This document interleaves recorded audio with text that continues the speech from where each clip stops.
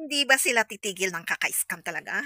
Ang deserve natin na mas maganda number one corrupted ata, people of the Philippines. Kasi yung tao niya mismo.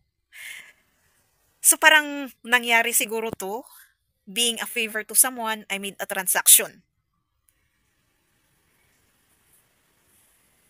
And pwede mo namang gawin yun. Kasi ilang beses naman ginagawa ng mga titas ko na galing sa abroad dito, tinatransak sa Pilipinas. And ilagay ko na lang yung usapan. Mag-ingat po tayo sa panging-scam. Kasi kahit number, kahit, kasi pwede nilang iano sa IP address, yung panging-scam. Yung ibang application, pwede nilang i-monitor yung ibang application. Or itong phone mismo. Kung kunwari, nasabi mo sa isang social media mo na, wow, ang bagong cellphone ko is ganito, ganyan. Pwede nilang puntahan yung company. Lalo pag yung trabaho nila is isang encoder, etc. Kahit sabihin mo isang laro lang, pero sa reality, may nangyayari talaga na ganito. Laro pa ba yun? Kung kunwari. So, ito yung conversations.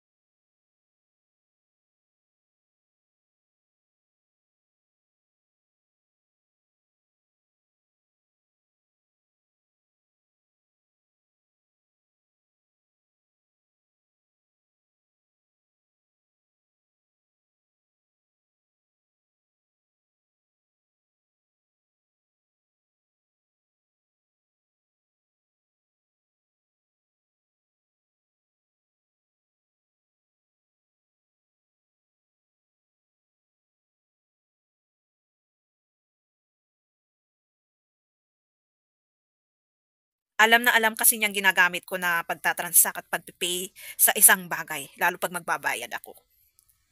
Dalawang klaseng bangko na mostly ginagamit ko sa pagtatransact ng payment.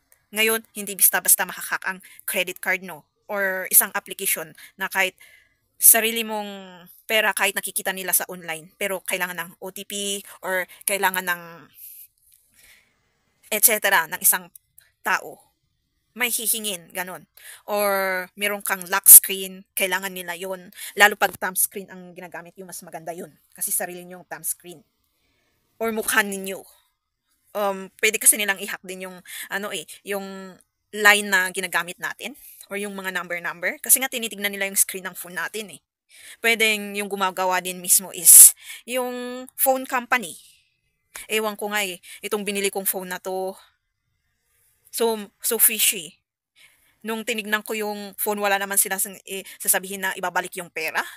Pero ilang months ko pa na-realize na may binalik na sakto dun sa payment ng phone ko. So, wow, ang saya-saya ko. Bumalik yung bayad ko ng phone ko. Eh, may dahilan pala. May dahilan.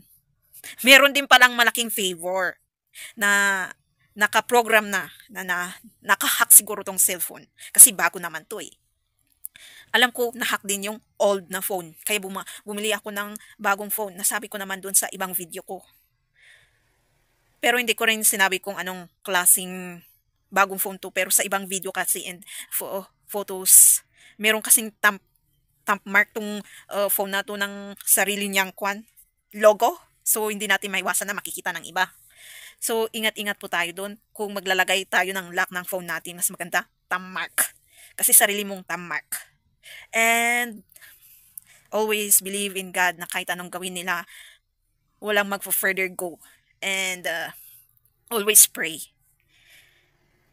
Kasi kahit pangingis kami lang mag-stop talaga or may mahahadlangan yung masamang balak nila. At lalabas yung katotohanan. So, nakita nyo naman yung conversations, di ba? So weird. Kasi yung transaction ko dun sa araw din na yun is ganun din. Nag, nagbigay siya ng dalawa. Tapos yung isang sinearch ko na pangalan, isang character sa isang serye or movie. Tapos yung pangalawa is ewan ko kung yun yung taong talagang yun or basta ginamit lang din yung pangalan niya. Kasi sabi niya encoder siya eh. Pwedeng siya din mismo. Mga kakilala niya. Kasi yung last na message ko, wala silang reply dun. Nilag out ko na. Hinintay ko ilang minute po.